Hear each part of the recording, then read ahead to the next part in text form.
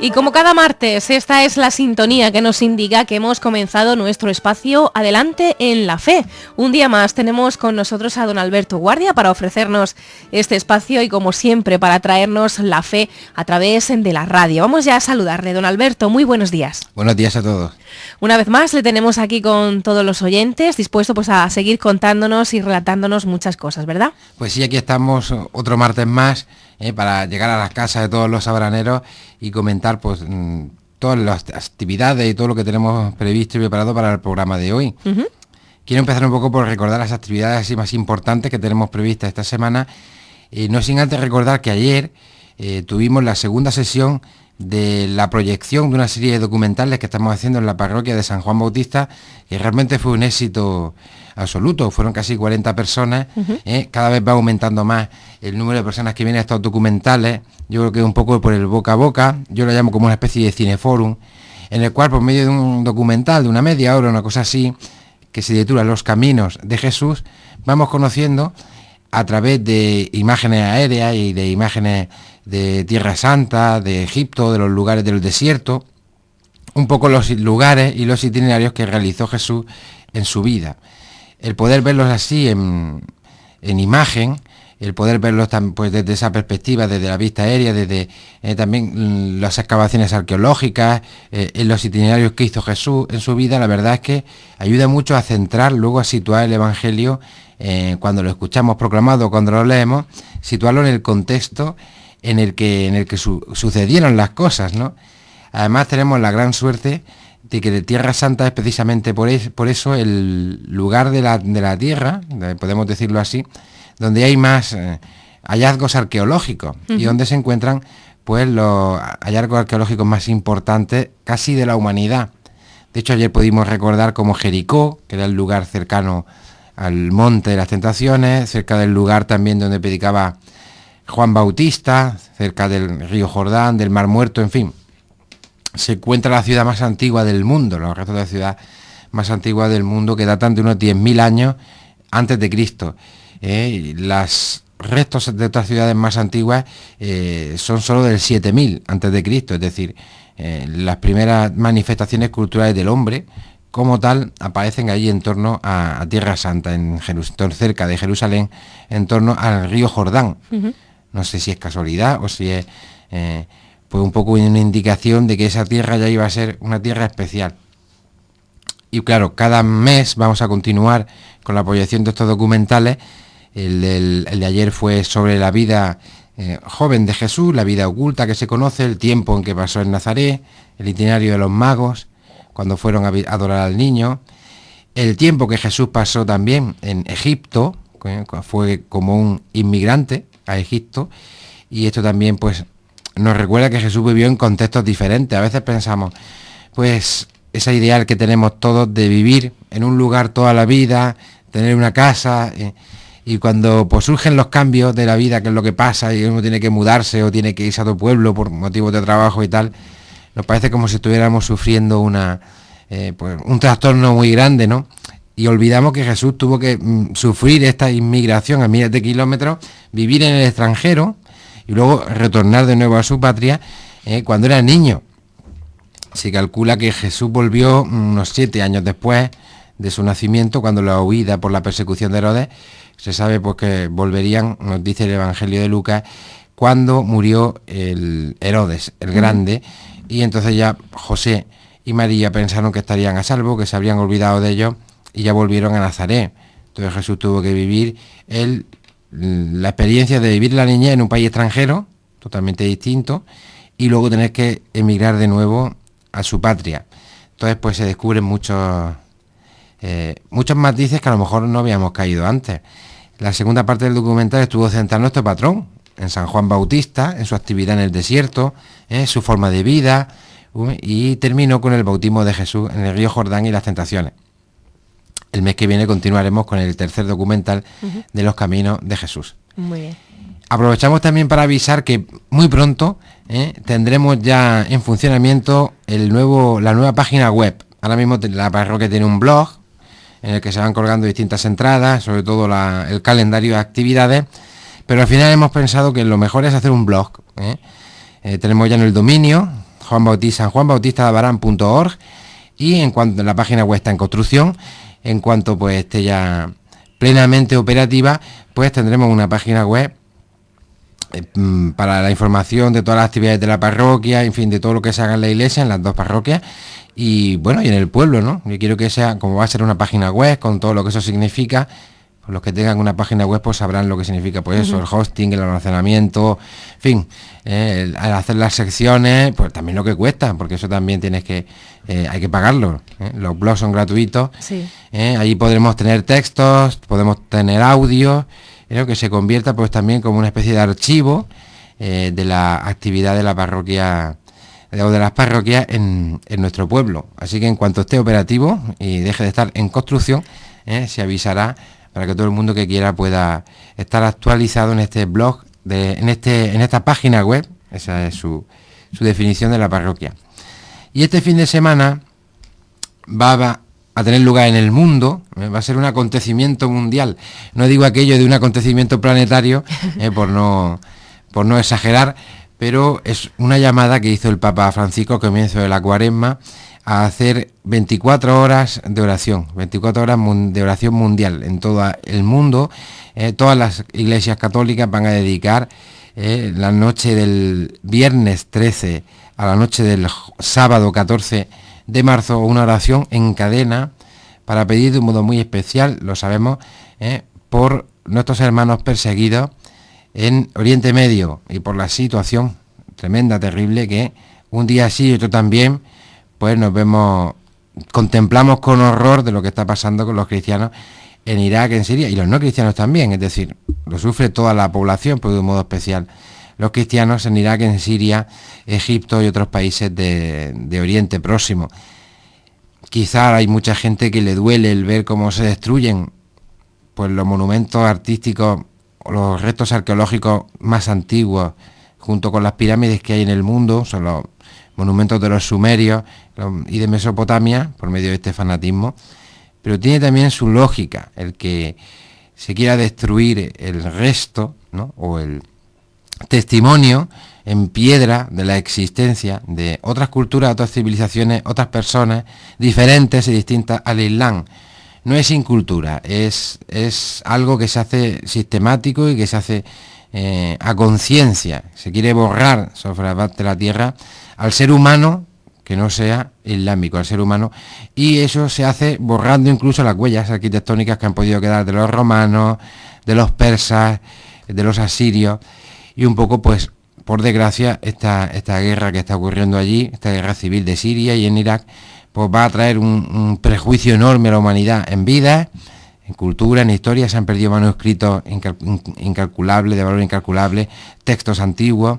La quema de bibliotecas también forma parte de eso, de la pérdida de ese patrimonio, como si nada hubiera existido en el mundo hasta antes de la aparición del Islam. El Papa sabe lo que están sufriendo los cristianos en ese lugar, y en la Carta a la Cuaresma nos ha invitado a globalizar la solidaridad, que no seamos indiferentes ante lo que está ocurriendo y sentir con aquellos que sufren una persecución tan atroz. Así que de las 5 de la tarde del viernes 13, desde este viernes de esta semana, el arciprestazgo Vega Alta del Segura, que es como se llaman el arciprestazgo, la conjunción, digámoslo así, de las parroquias de Cieza y Abarán, y digo Cieza primero porque es educado, por mí diría Abarán primero, pero como cuando se habla de uno mismo siempre hay que decir en segundo lugar, sí. Tú y yo debo decirse segundo para una norma de cortesía. Pues las parroquias de Cieza y Abarán hemos organizado esta oración en comunión con todos los católicos del mundo y con el Papa, que también va a estar haciéndolo en Roma, a partir de las 5 de la tarde en San Joaquín, lo que se conoce popularmente como la esquina del convento. Allí, desde las 5 de la tarde del viernes hasta las 5 de la tarde del sábado, va a estar la iglesia abierta, con exposición del Santísimo Sacramento, de oración, de un modo continuo, para todo el que quiere ir a orar y pedir por los hermanos necesitados, en comunión con todos los demás, y los sacerdotes nos comprometemos a estar allí también presentes, uno o dos, a todas las horas, las 24 horas de oración que se va a hacer, incluida la noche y la madrugada. Vamos a ir también los curas de Abarán. Yo voy a estar allí de 2 a 4 de la madrugada del viernes, y así nos vamos a ir sustituyendo para que todo el que quiera pasar por allí, tener un rato de oración, hablar con el cura, confesarse, pues tenga la oportunidad. Así que invitamos a todos los abaraneros a que participen también de esta iniciativa mundial en comunión con toda la Iglesia Católica. Muy bien, estupendo. Pues vamos a continuar con digamos, todos estos temas que estamos haciendo ahora de la Semana Santa. Estuvimos introduciendo la semana pasada el viaje de Egeria y su itinerario por los lugares allá en el siglo IV, esta mujer valerosa, viajera de la antigüedad, que nos dejó el testimonio de su viaje. Y vamos ahora a recordar un poco el Domingo de Ramos como comienzo de... Perdón, pero por lo menos son campanas, ¿no? Campanas celestiales. El itinerario que hizo Jesús en la Pasión comenzó el Domingo de Ramos. Vamos a escuchar esta entrada de Jesús en Jerusalén según nos lo narra el evangelista Mateo. Muy bien, adelante. Después de haberse acercado a Jerusalén y tras llegar a Betfagé, junto al monte de los Olivos, Jesús envió a 2 discípulos diciéndoles: «Id a la aldea que está enfrente de vosotros, y encontraréis enseguida una burra atada y con ella su pollino. Desatadlos y traédmelos. Si alguien os dice algo, decid: el Señor los necesita, y al instante los soltará». Esto sucedió para que se cumpliera lo anunciado por el profeta, que dice: «Decid a la hija de Sión: he aquí que tu rey viene a ti, manso y sentado sobre una burra y sobre un pollino, hijo de animal subyugado». Fueron los discípulos e hicieron como Jesús les ordenó. Y trajeron la burra y el pollino, pusieron sobre ellos los mantos, y se sentó sobre ellos.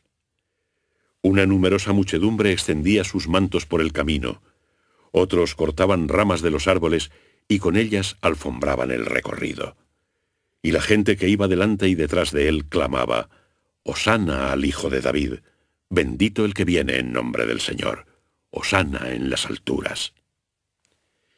Después de entrar en Jerusalén, la ciudad entera se conmovió, y decían: «¿Quién es este?». Las gentes respondían: «Este es Jesús, el profeta, el de Nazaret de Galilea».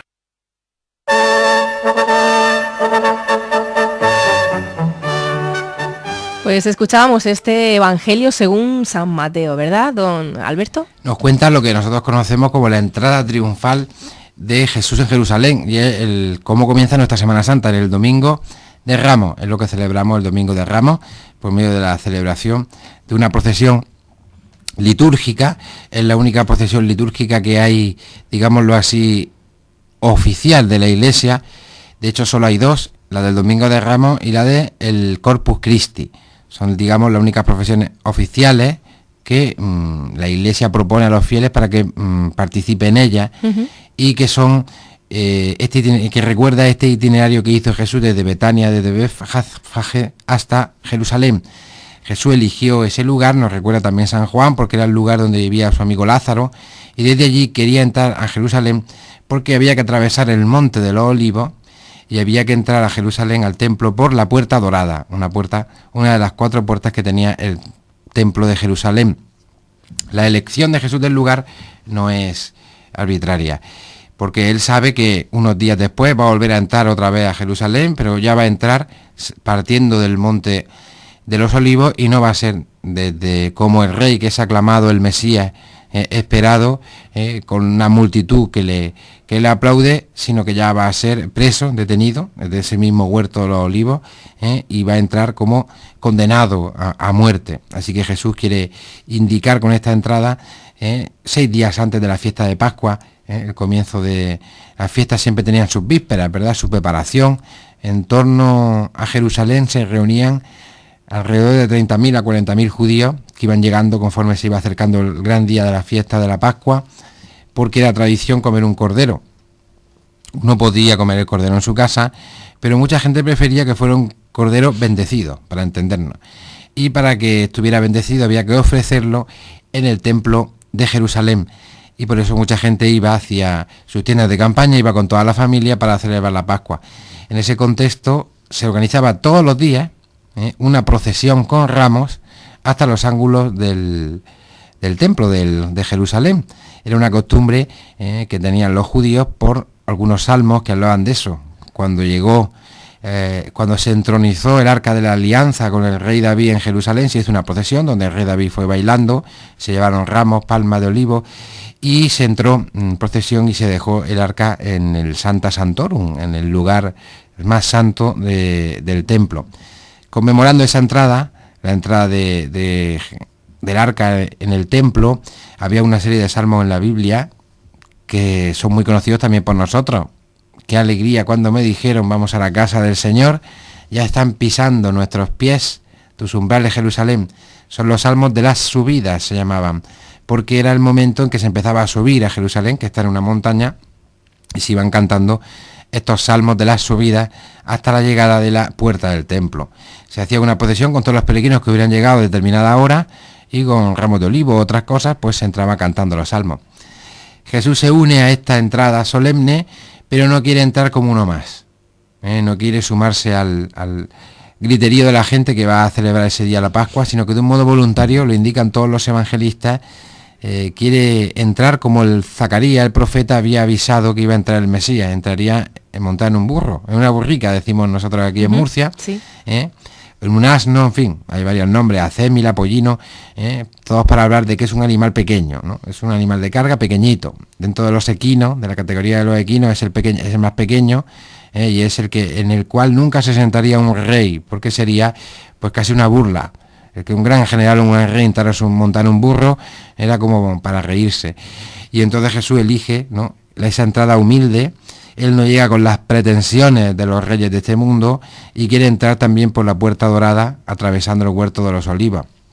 Hay que tener en cuenta que en la antigüedad a los reyes, a los grandes gobernadores, a los emperadores, a la gente importante, se les recibía cuando iba de visita a una ciudad. Uh-huh. Y se les recibía pues por medio también de una manifestación, la gente le esperaba en las calles, también engalanaban con mantos y con banderolas, que podríamos decir nosotros, y ramas y flores, la llegada del emperador o del rey.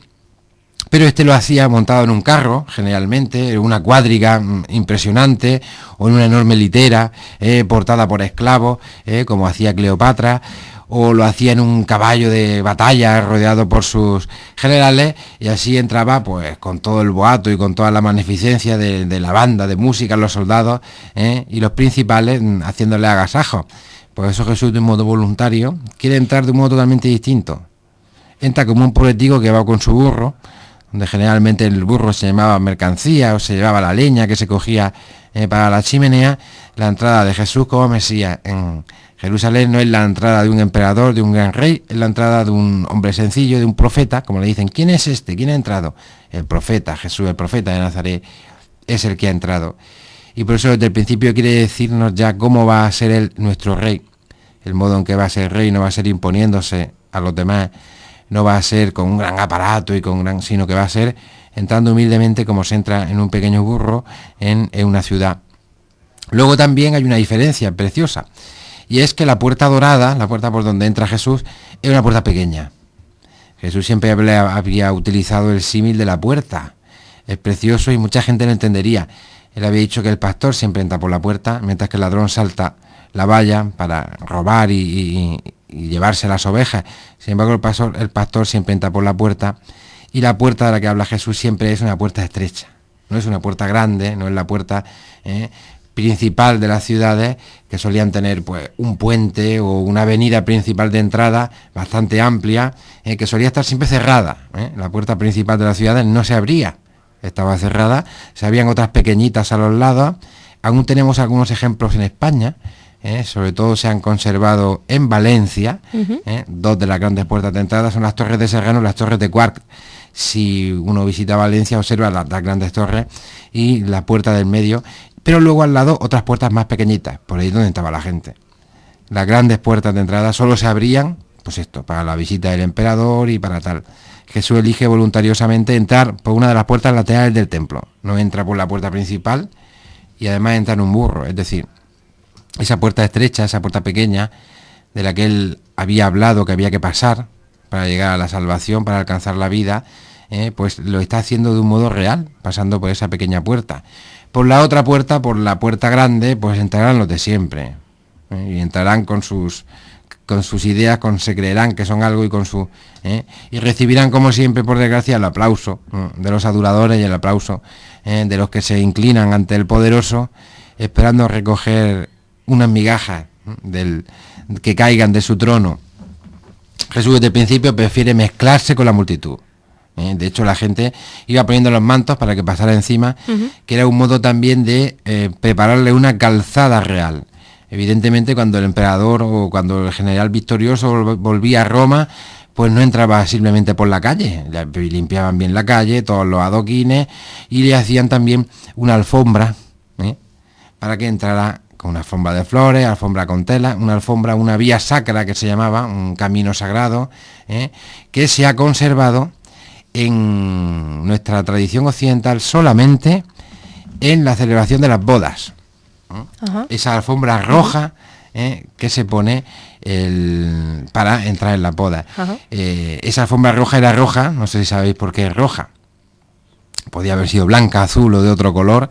Aparte de que es el color imperial, el color del emperador era ese rojo púrpura, ese rojo sangre que nadie podía vestir jamás, solo podía vestirlo él, y nadie podía utilizar ese color en la vestidura, o los soldados que le representaban, que llevaban una capa roja, como saldrán en la Semana Santa, sino también porque si se producía algún tipo de atentado, o algún tipo de magnicidio, o algún tipo de este tipo de cosas que por desgracia también eran comunes, cuando la sangre del jefe, del rey, del emperador cayera en la alfombra, por así decirlo, pues no se veía, se mezclaba y no se veían las manchas de sangre del emperador, entre otras cosas porque no se quería ver o no se quería que la gente apreciara que era humano como los demás, y que su sangre era del mismo color.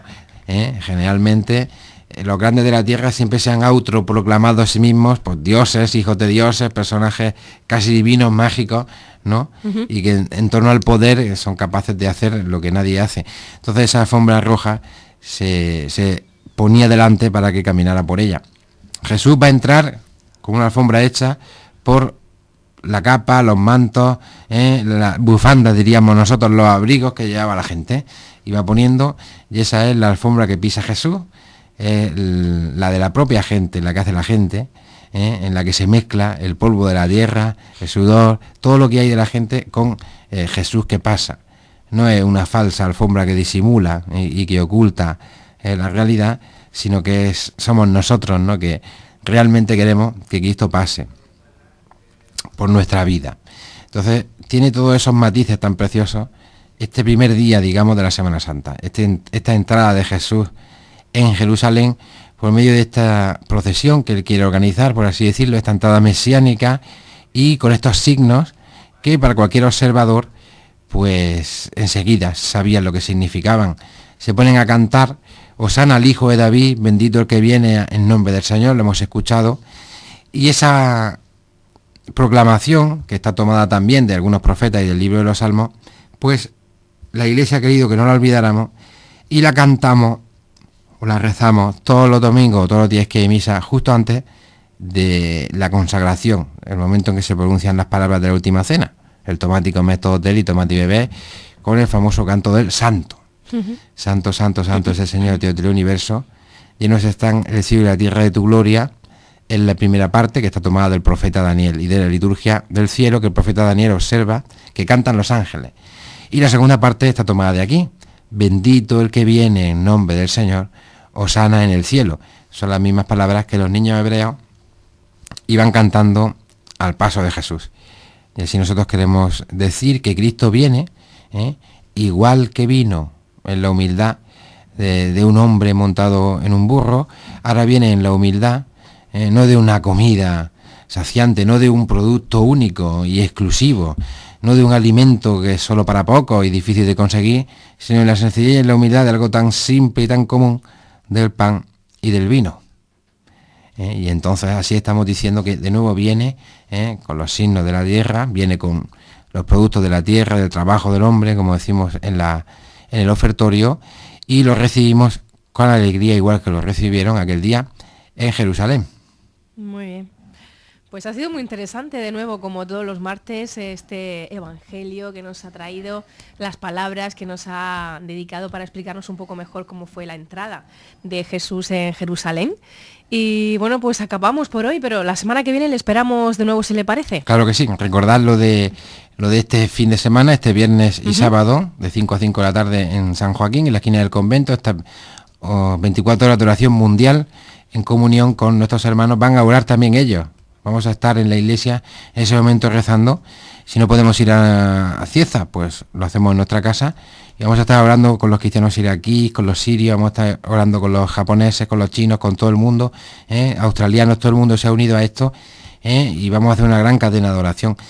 El Papa Francisco propuso una cadena de oración hace ya 2 años, fue para evitar la intervención de Estados Unidos en Siria, y se consiguió. Al final no hubo una intervención directa porque eso ya habría realmente producido ahí un avispero de difíciles consecuencias. Quién sabe si esta jornada de oración consigue lo mismo, consigue de una vez por todas que se frene el avance de estos grupos terroristas. Esperemos que tenga efecto, buen efecto. Bueno, pues don Alberto, muchas gracias por haber venido un martes más y le esperamos la semana que viene aquí.